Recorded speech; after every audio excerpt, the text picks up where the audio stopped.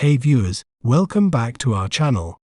Today, we're delving into a captivating term that is an animal.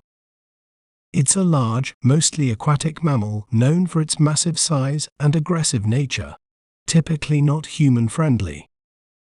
They are commonly found in sub-Saharan Africa, inhabiting rivers, lakes, and swamps. Well, how do we say its name correctly?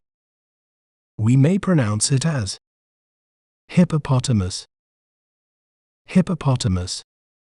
He, pa. Po, to. Mus.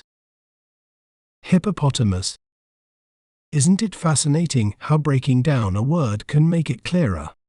If you enjoyed learning about hippopotamuses, be sure to subscribe to our channel for more educational content. Thanks for watching. Remember, knowledge is power. See you next time.